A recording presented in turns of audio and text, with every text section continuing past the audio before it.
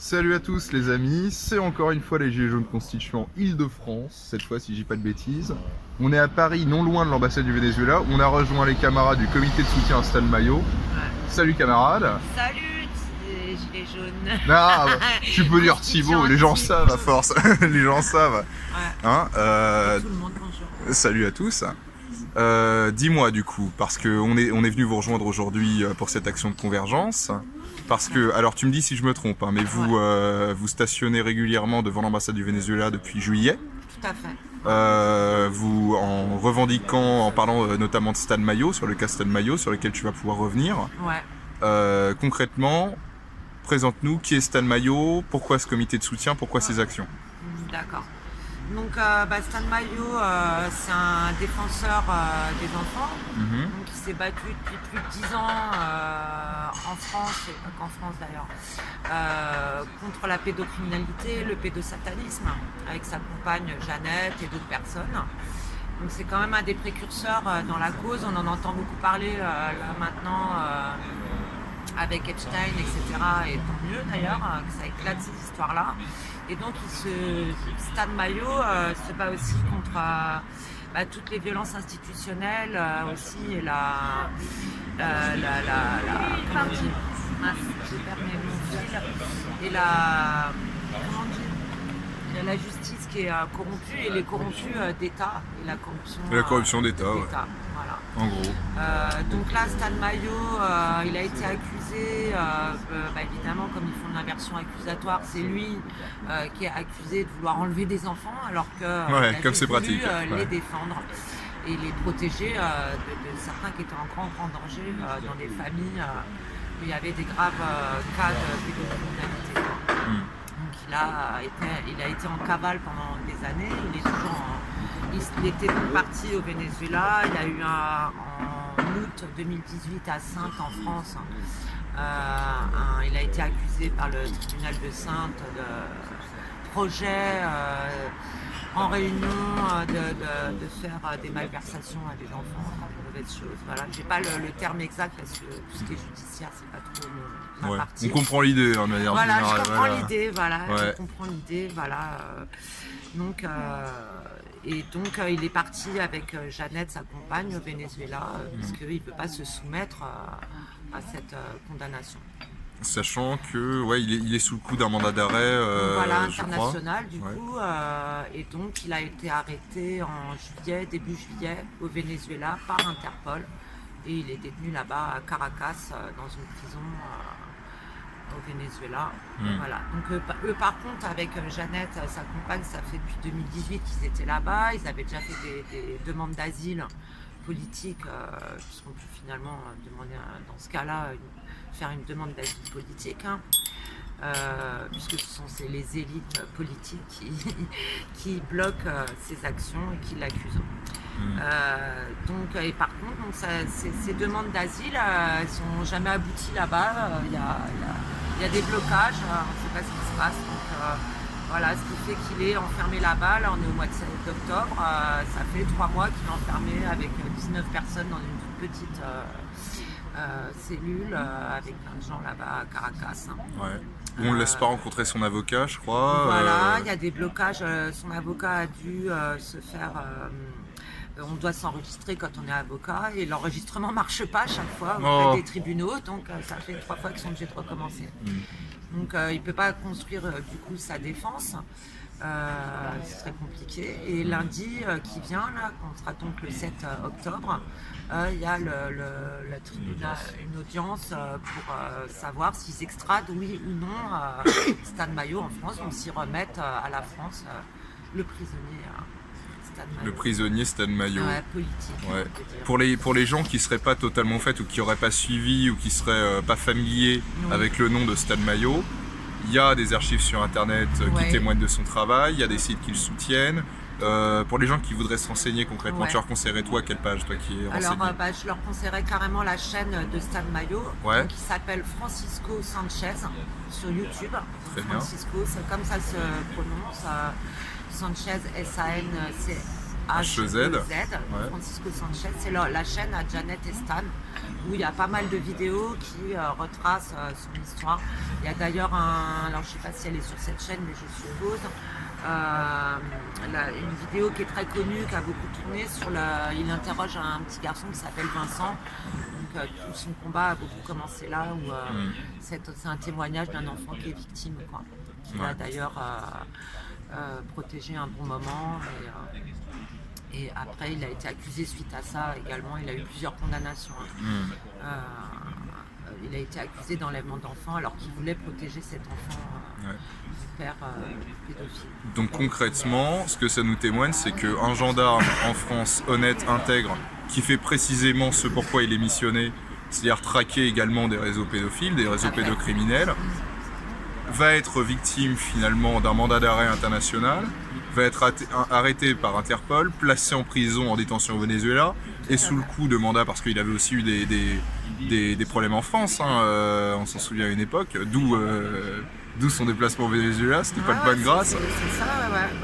Donc, tout à fait. En fait, au départ, il était militaire, on lui a proposé une fine partie avec des enfants, il n'a pas voulu. Il a dénoncé ça et c'est de là que tout est parti.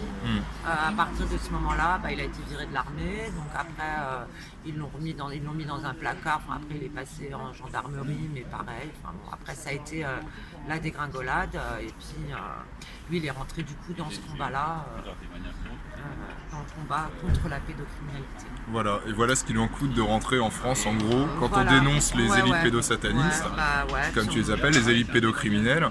Voilà ce qui vous pend au nez, quoi.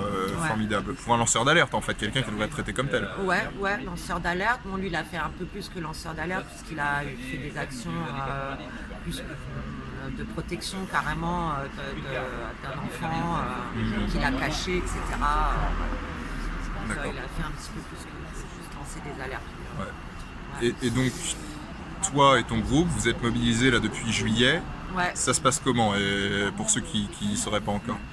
Donc tous les vendredis à 11h du matin depuis le mois de juillet, on vient devant l'ambassade. Il y a une pétition qui s'appelle comment la pétition déjà Libération de Stan Mayo. Elle est disponible sur internet cette pétition, les gens peuvent la signer où? Tout à fait. On la trouve, tu tapes dans Google Libérer Stan Mayo et on tombe dessus. Directement. Sur le site mesopinions.com. Mais si tu tapes sur Google Libérer Stan Mayo, tu la trouves. Et donc il y a 5000 signatures, à peu près un petit peu plus de 5000 maintenant, ce qui est pas mal quand même. Voilà, sur leur chaîne Francisco Sanchez sur YouTube, il y a aussi le compte de Jeannette, un compte pour les aider dans la lutte, parce que payer des avocats, même pour qu'ils puissent vivre là-bas, parce que là c'est un peu galère, quoi. Voilà, s'il y a des gens qui veulent donner un peu d'argent pour les aider dans la lutte. Et puis il y a un groupe sur Facebook qui s'appelle Rassemblement contre la pédocriminalité. Non, pour Stan Mayo. Bon, soutien à Stan Mayo. Soutien à Stan Mayo. C'est précis, c'est concis, c'est pas mal. Voilà. Donc, et puis donc, là, pour la première fois aujourd'hui, on a été reçus par l'ambassadeur. Quand même, au bout de 3 mois. Donc, comme il a vu qu'on était, ça va, on n'était pas des violents, peut-être que depuis 3 mois, il s'est dit, quand même, je pourrais peut-être les recevoir. Donc voilà, on a été reçus, on a plaidé la cause de Stan Mayo, on a bien expliqué la situation, comme quoi, parce que c'est vrai que là-bas, il a quand même des conditions de détention qui sont déplorables, ils sont 19 dans une petite pièce, lui il est asthmatique, l'air est vicié, il ne peut pas respirer. C'est sa compagne Jeannette que j'ai bien amenée à manger tous les jours, elle ne peut pas le voir quand elle veut, c'est 15 minutes le samedi, voilà. Donc elle lui fait passer des petits papiers quand elle amène à manger quotidiennement, journellement, c'est compliqué quoi. C'est chaud quoi. Et là lundi, on va savoir s'il est extradé ou pas. En substance, c'est ce qui est ressorti de ta réunion avec l'ambassadeur, de votre réunion avec l'ambassadeur, qu'est-ce qui a été dit? Alors, qu'est-ce qui a été dit on l'a surtout sensibilisé sur l'affaire de pédocriminalité et de la cause que défend Stan Mayo, et que le président Maduro, qu'il était normalement souverain dans son pays, il aurait pu lui accorder, et il peut encore lui accorder son soutien, et puis faire éclater le scandale et quelque part gagner ses lettres de noblesse dans le combat.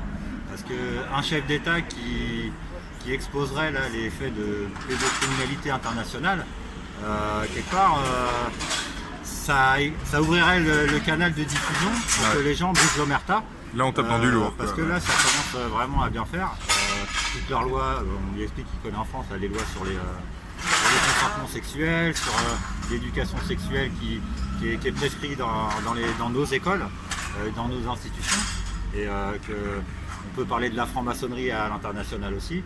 Et que il prend les informations. Et je dis après que lui il puisse avoir accès à son ministère des Affaires étrangères et à son président pour sensibiliser et faire du bruit sur l'affaire de Stan Mayo, que si là il est rapatrié en France, sa vie est gravement en danger, puisqu'on sait très bien que là l'État français républicain est très bien capable de le mettre en prison et dire que c'est un violeur aux autres prisonniers, par exemple.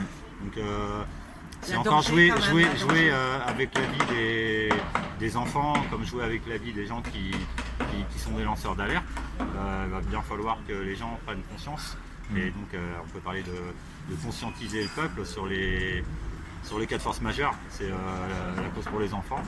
Donc on voit que on a du mal à mobiliser, parce qu'il y a tellement de revendications, il y a tellement de sujets de divertissement, on peut dire, que les gens ils croient que les professionnels font ça bien. Donc c'est là généralement on appelle tous les volontaires, donc c'est les gilets jaunes, tous les bénévoles, à faire le travail des journalistes, à faire le travail des politiciens, à faire le travail des magistrats, pour informer le peuple et que le peuple soit enfin seul juge.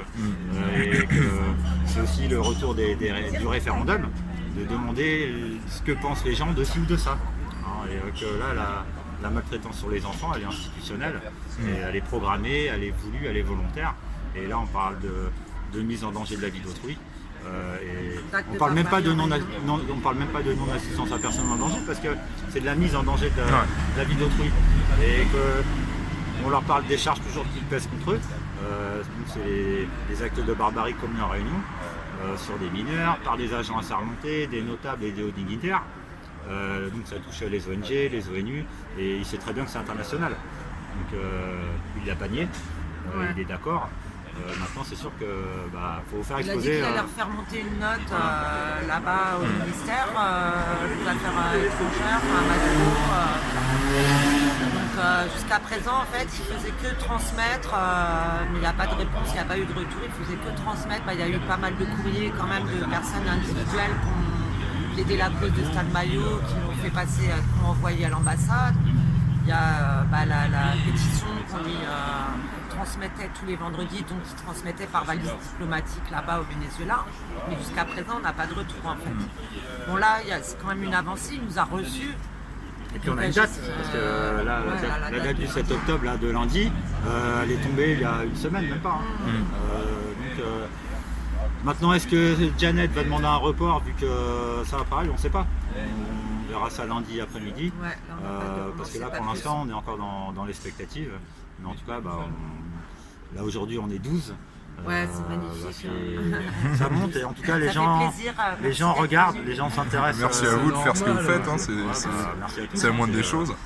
Là, il y a beaucoup de chevaux de bataille.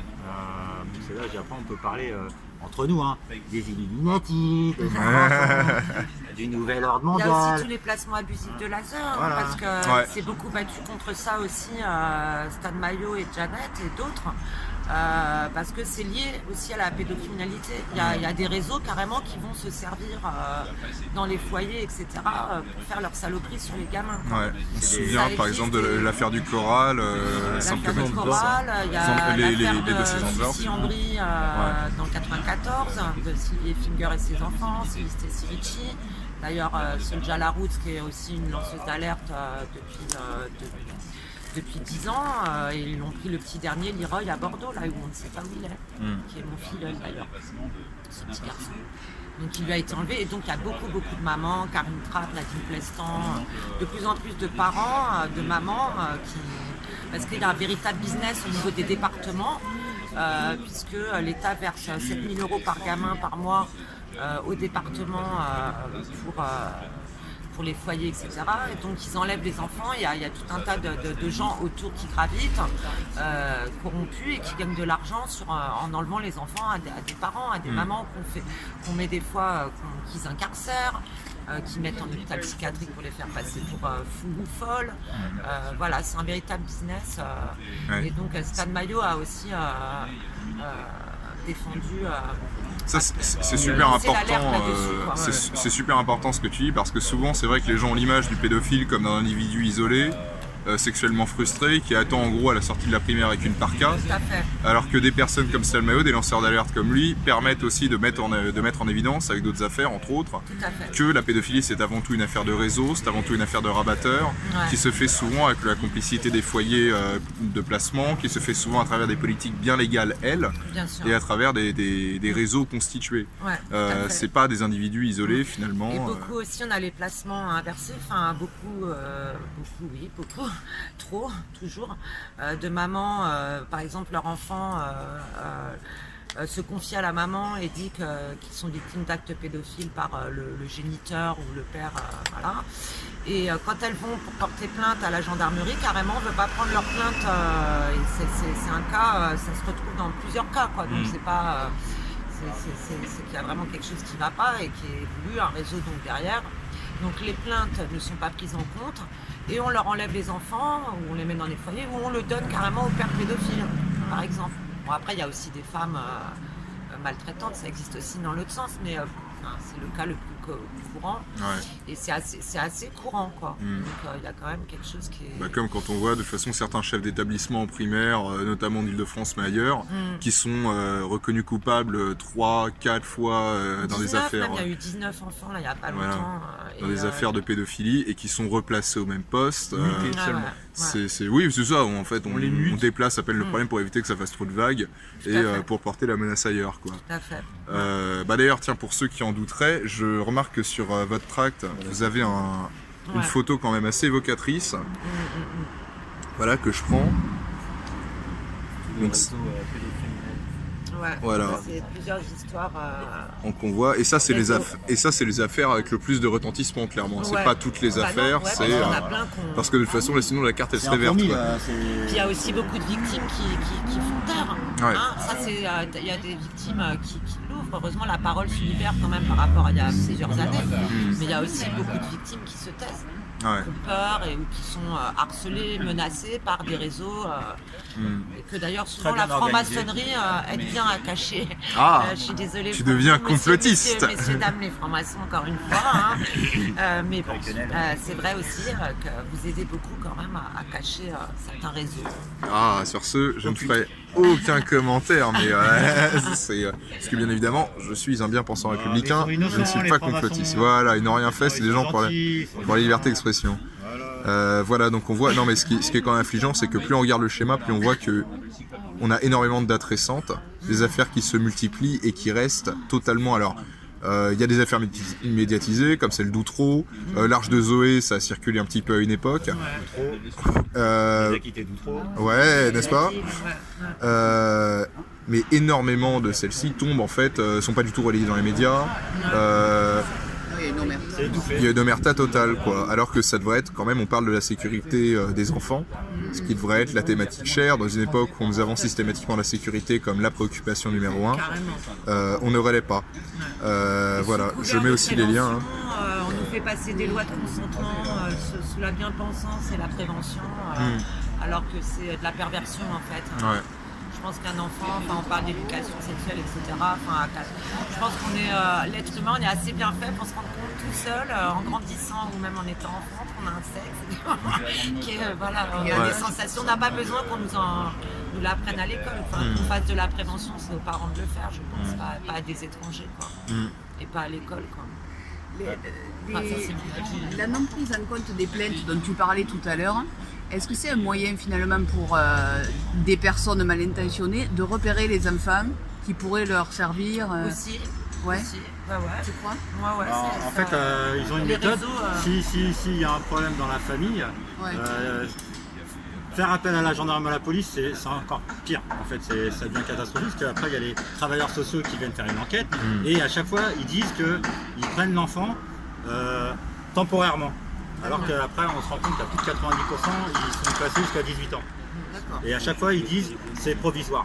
Ouais. Alors que c'est un déchirement, hein, c'est des enfants, c'est désenfanter une maman ou une famille, alors que c'est eux qui créent les causes économiques, sociales et tout pour que les familles s'entre-déchirent. Qu'à un moment là, on met la lumière justement sur pourquoi, c'est quoi et comment et à qui profite le crime.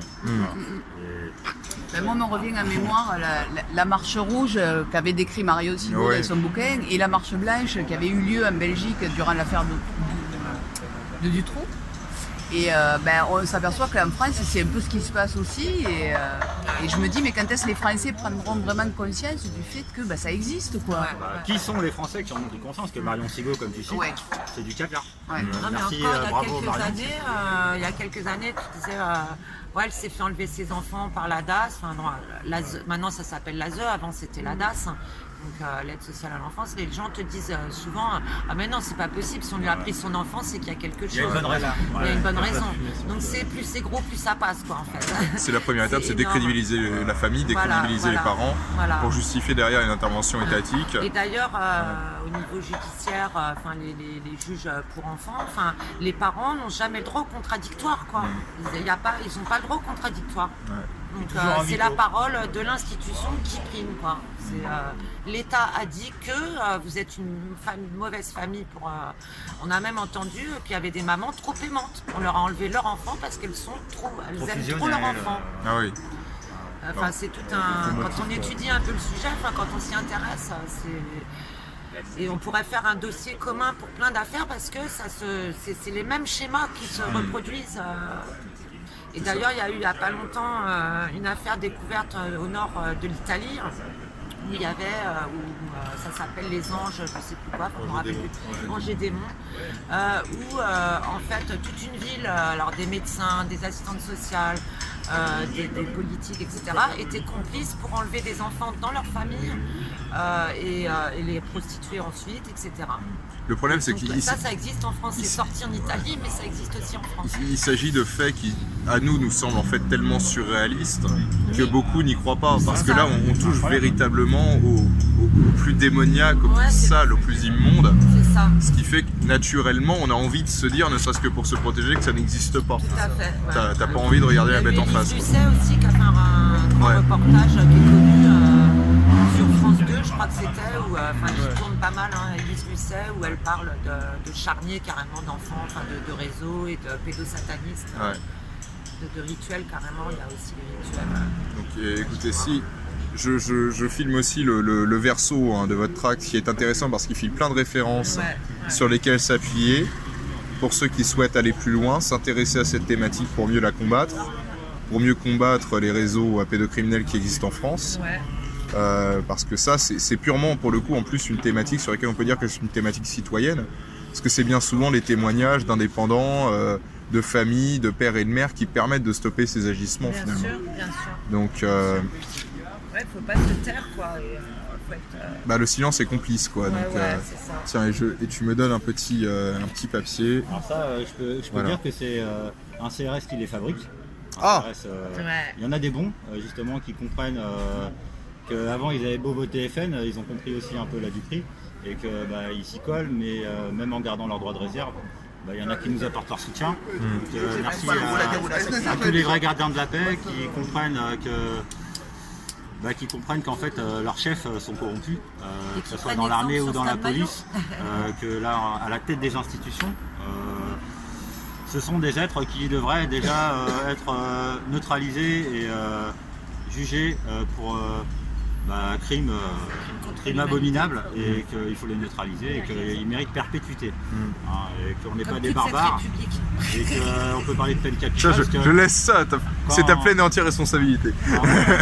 Quand on appelle justement, quand on parle justement des crimes abominables sur les enfants ou comme on dit tout à l'heure, il y a une barrière psychologique que les gens préfèrent pas y croire. ça n'empêche pas les gens qui en ont conscience de se rapprocher les uns les autres et de briser l'omerta et puis de dire que en fait il faut faire quelque chose. Il faut en parler déjà plutôt que de vouloir sortir des guillotines par exemple. Parce que le sang appelle le sang et qu'on n'a pas à faire couler une goutte de sang. Normalement, parce que je dis la plupart d'entre nous, on est à milieu de ça quoi. De toucher à des enfants, normalement il n'y a pas besoin de légiférer quoi. C'est induit quoi.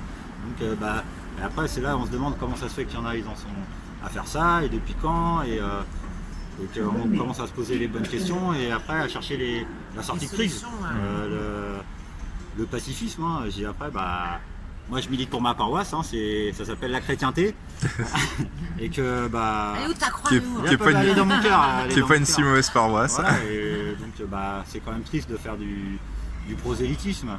Parce que normalement, c'est que de la bonne foi et de la bonne volonté déjà pour... D'ailleurs, on parle de chrétienté, mais ça se limite pas à ça. Toutes les sagesses du monde, toutes les civilisations du monde ont toujours condamné. La condamnation, c'est bien simple de toute façon. Tout bon être humain doit pouvoir se comprendre. Dans toute civilisation, de toute façon, le crime ultime, au-delà de peut-être du régicide, c'est la pédocriminalité qui ne faisait pas question, qui ne faisait pas débat. C'était la mort. C'est l'omerta complète. Tout à fait. Écoute, c'est tellement beau. Merci à vous de vous mobiliser en tout cas sur cette question. C'est une thématique ultra importante. On va rappeler quand même à ceux, parce que quand même, c'est pas uniquement consommer du live sur Internet, il y a un engagement derrière quand on nous suit. Si les gens veulent vous rejoindre ou même se tenir au courant, donc c'est rappelle-moi les adresses. Alors, il y a Soutien à Stan Mayo, un groupe qui est sur Facebook. Voilà, il y a la pétition. Il y a la pétition en ligne Libérer Stan Mayo. Libérer Stan Mayo. Et puis nous, on vous tiendra au courant. On a 2 comptes Facebook aussi. Alors moi, des fois, j'ai mon compte qui est bloqué par des trolls, donc je suis obligée de changer de compte. D'accord. Mais le compte, il y a Cédric Louis-Jacques-André, je peux le donner. Il fait pas mal de live, Cédric. Cédric Louis-Jacques-André. Oui, Petit Sam. Rabinovici sur Facebook, voilà. Ok. Tu m'avais parlé d'une page de donation pour soutenir Stan. Oui, tout à fait, ça c'est la page YouTube. Là, sur le compte YouTube directement. De Stan et Jeannette, où il y a les coordonnées sous les vidéos du compte de Jeannette pour si vous les aider financièrement. Francisco Sanchez sur YouTube. Donc les gens qui n'ont potentiellement pas le temps d'intervenir en action, ça veut dire que vous travaillez beaucoup, donc vous avez beaucoup d'argent. Donc c'est bien, vous pourrez l'investir pour des causes nobles comme celle-ci.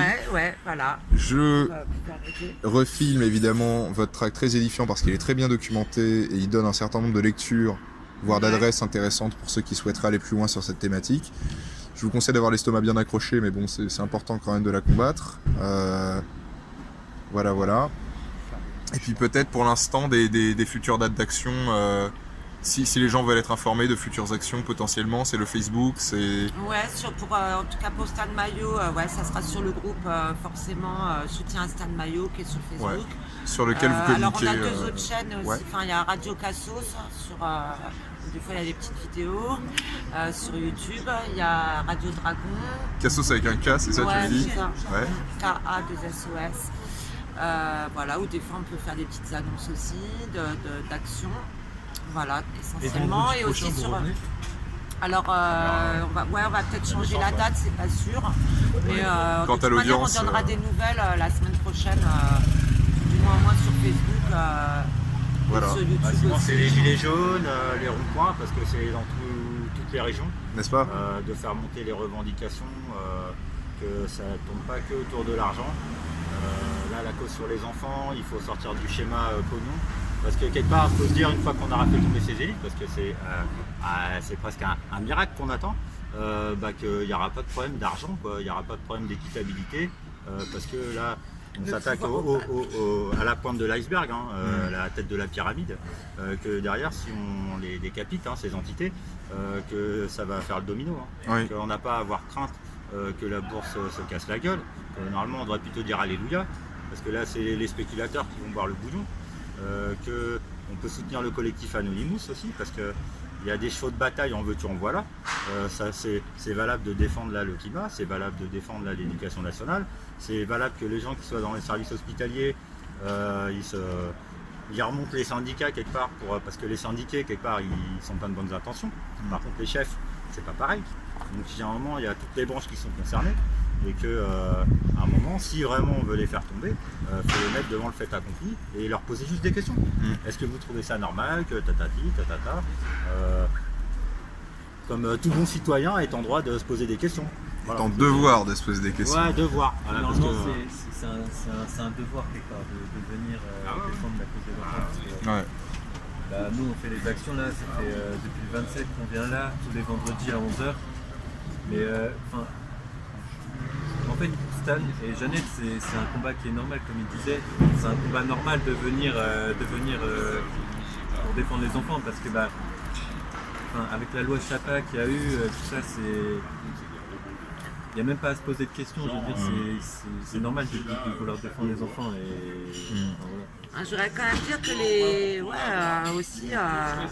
on est quand même la seule espèce sur Terre qui ne s'empare pas de sa propre progéniture, qui ne défend pas, préfère défendre un arbre que sa propre progéniture. Alors j'adore la nature, attention. De toute façon, j'allais te dire que tu sois environnementaliste, axé sur le capital ou axé sur des thématiques comme celle-ci, les causes sont les mêmes. Les adversaires sont exactement les mêmes. Donc finalement, ces mêmes éléments parasitaires du capital sont les éléments parasitaires de la nation, sont les éléments qui tuent des enfants. C'est des prédateurs, toutes thématiques confondues. Moi, je les appelle les mortifères. Enfin, pour moi, ce sont des mortifères. Ouais, le terme est pas mal. Stan, il disait ça sur ceux qui font des actes de pédophilie, tout ça, c'est des vampires et qui veulent faire du mal aux enfants pour que ces mêmes enfants deviennent eux-mêmes des vampires plus tard. Ouais, aussi, parce qu'après ça va loin, il y a le MK Ultra, dès qu'on s'intéresse à la pédocriminalité, ça va très loin. Il y a le MK Ultra, plein de choses qui sont complètement folles. Moi je dis, nos élites sont des psychopathes. Ouais. Pour moi, ce sont des psychopathes et on doit les arrêter. C'est une question de vie ou mort.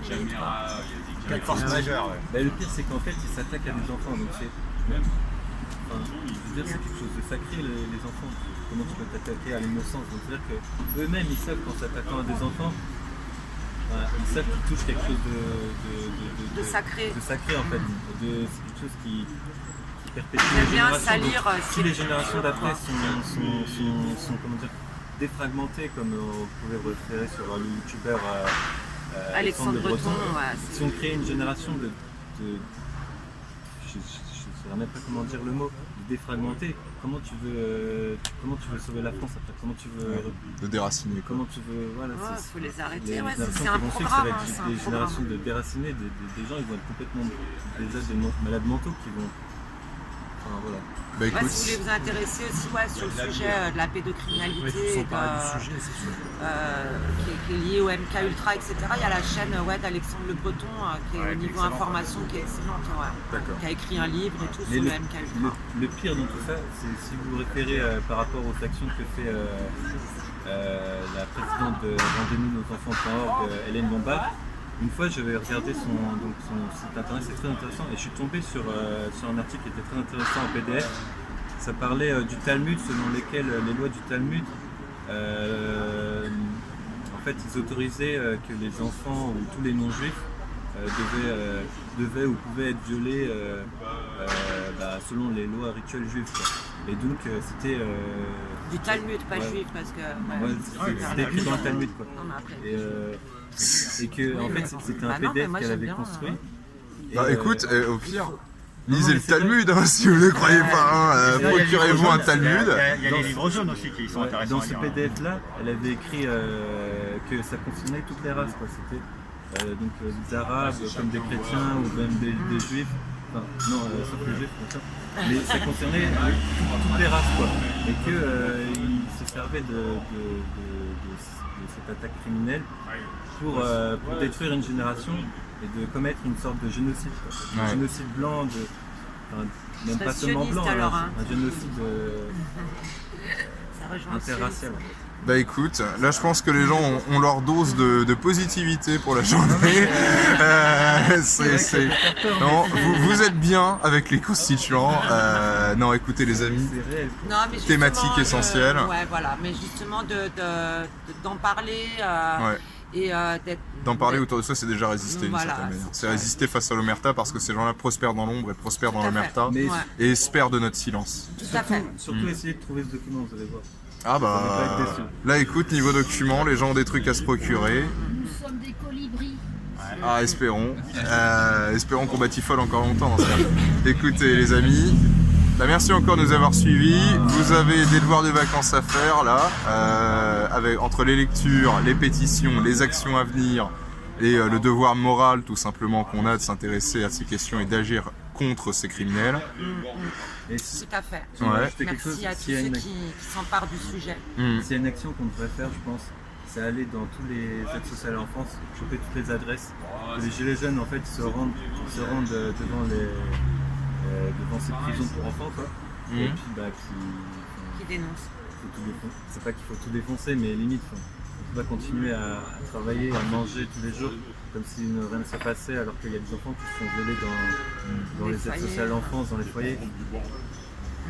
C'est n'importe quoi. Le gant est jeté, voilà, pour ceux que ça intéresse. Cours martial. Allez. Le samedi, rendez-vous à des points stratégiques d'aide sociale à l'enfance, sinon si vous savez pas quoi faire. Ah ouais, de toute façon. Là, il faut faire un blocage rond-point, je sais pas pourquoi. Bah, déjà qu'ils rejoignent les gilets jaunes qui sont ouverts sur des revendications.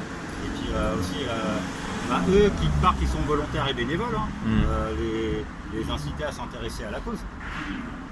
Parce que j'ai après aller devant les préfectures, aller devant les ASE, nous on en a fait pas mal des manifestations quelque part. On a été à l'inspection générale de l'aide sociale à Paris, on a été devant des ministères de la justice. Ça a été fait, quelque part. Moi je l'ai fait depuis 3-4 ans. On n'était pas beaucoup, mais on était. Voilà. Et maintenant on a été afficher les gens qui travaillent dans ces institutions pour un peu les secouer quoi. Parce que j'ai un moment, ils vont avoir à rendre des comptes d'une façon ou d'une autre. Les gens qui sont complices et qui se taisent sur ces agissements, ils sont condamnables. On ne va pas parler des délinquants encore longtemps. Enfin moi je parle pas trop des délinquants, je connais. Mais on ne va pas parler trop des délits, on va parler des crimes et des grades et des degrés de criminologie. Et puis parce que les gens, il y en a, ils se prennent pour des agents de Cluedo ou des agents secrets. Ils sont parano au possible. Mais qui parlent des crimes sur les enfants, parce qu'après, sinon après les gens, on entend la barbarie dans leur bouche. Ah, il faut du sang, il faut prendre les armes. Moi je suis désolé, c'est des discours pour moi francs-maçons. Les gens ne s'en rendent pas compte, ils ont la maçonnite aiguë. On va guérir, parce qu'il y a des gens qui tiennent des propos, moi que Dieu m'a préservé de les dire. Par contre, il y en a, ce qui sort de leur bouche, que moi, excusez-moi, je dis, il y en a, ils ont deux trous du cul, ils en ont en bas, puis ils en ont un derrière les dents. Parce que ce qui sort de leur bouche, ça pue. Et c'est malsain. Puis la violence est facile quand on est dans le virtuel. Quand on est sur le terrain, c'est une autre chose. Les gens ils demandent qu'est-ce que tu fais toi. Nous on va voir après les murs Facebook ou les. La vraie question c'est qu'est-ce que je fais moi. Voilà, on va passer au cri parce que non mais il y en a, je vais faire la pub aussi pour Marion Sigaud, on peut faire un peu de pub pour Christian Cotten aussi, ça fait des années qu'il se bat comme Stan Mayo, et qu'il y a des gens, ils n'arrivent même pas à la cheville, et qui se permettent de cracher sur des gens qui depuis des années dénoncent les réseaux francs-maçons, dénoncent la pédocriminalité, dénoncent la secte, et que les trolls, ils se croient protégés parce que là, ils se croient du côté des plus forts. Mais il y a une inversion qui est en train de se créer, c'est mon simple avis. Maintenant, il y en a, ils veulent continuer à faire les malins, à leur risque et péril. Voilà. Écoutez les amis, c'est sur ces belles paroles auxquelles je ne saurais plus souscrire, vu que on est quand même directement concernés, qu'on va vous laisser. Et rappelez-vous surtout, on est là. Force et honneur, on lâche rien, montez des équipes, bande de glands. Voilà. Allez, salut.